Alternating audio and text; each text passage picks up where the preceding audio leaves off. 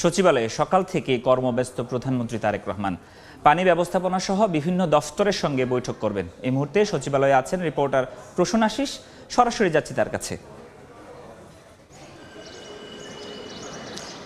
দেখুন, বিএনপির ইশতেহার অনুযায়ী বিভিন্ন বিশেষ উদ্যোগ নিয়ে মূলত কাজ করছে বর্তমান সরকার। আমি যদি আরেকটু বলি যে বেশ কিছু বিশেষ উদ্যোগ রয়েছে, সেগুলোর একটির পর একটি মূলত অগ্রাধিকার ভিত্তিতে এই সরকার বাস্তবায়নের উদ্যোগ নিয়েছে এবং সেগুলো নিয়ে মূলত প্রধানমন্ত্রী তারেক রহমান নিয়মিত বৈঠক করে বাস্তবায়ন করে যায়। তার মধ্যে একটি ফ্যামিলি কার্ড ছিল, কৃষক কার্ড, এরকম আরও বেশ কিছু আছে। এর মধ্যে একটি বিষয় নিয়ে কিন্তু এরই মধ্যে কাজ শুরু হয়েছে, সেটি হচ্ছে খাল খনন কর্মসূচি। তো আজ একটি বৈঠক চলছে সচিবালয়ে প্রধানমন্ত্রী তারেক রহমানের সভাপতিতে। এটি হচ্ছে পানি ব্যবস্থাপনা বিষয়ক বৈঠক। এই প্রথম পানি ব্যবস্থাপনার সার্বিক দিক নিয়ে মূলত একটি বৈঠক চলছে, যদিও খাল খনন কর্মসূচি এই পানি ব্যবস্থাপনারই একটি অংশ।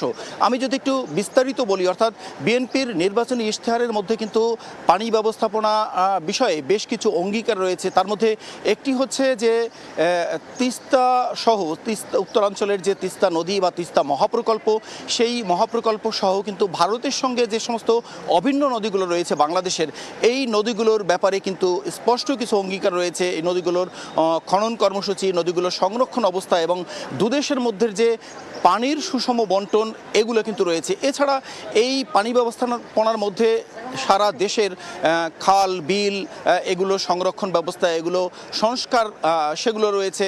বিভিন্ন নদী ভাঙন রোধ করা, সেগুলো কিন্তু রয়েছে। তো এই পানি ব্যবস্থাপনার মধ্যে কিন্তু এগুলো রয়েছে। এবং আরেকটি বিষয় কিন্তু রয়েছে, ভারতের সঙ্গে যে ফারাক্কা পয়েন্টে যে আমাদের বাংলাদেশের সঙ্গে ভারতের যে পানির যে ব্যবস্থাপনা, পানির যে সুষম বন্টন, সেটিও কিন্তু এই অঙ্গীকারের মধ্যে রয়েছে।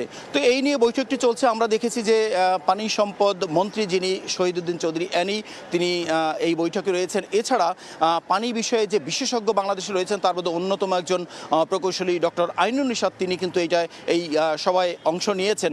তো এই মিটিং যখন শেষ হবে, আমরা হয়তো বুঝতে পারছি যে যে বিষয়গুলো বললাম নির্বাচনী ইশতেহারে রয়েছে, তার প্রত্যেকটি বিষয়ে কিন্তু এই মিটিংয়ে আলোচিত হবে। যখন মন্ত্রী বের হয়ে আসবেন এবং বিশেষজ্ঞরা বের হয়ে আসবেন, ঠিক তখনই আমরা জানতে পারবো যে কী নিয়ে আলোচনা হলো এবং কী ধরনের সিদ্ধান্ত হচ্ছে এই পানি ব্যবস্থাপনা বিষয়ে। মূলত এই ছিল সচিবালয় থেকে সবশেষ তথ্য। এছাড়া তারেক রহমানের সঙ্গে আরও কিছু ছোট বৈঠক রয়েছে, সৌজন্য সাক্ষাৎ রয়েছে, সেগুলোর তথ্যগুলোও জানিয়ে দিতে পারবো। সরাসরি যুক্ত ছিলাম সচিবালয় থেকে।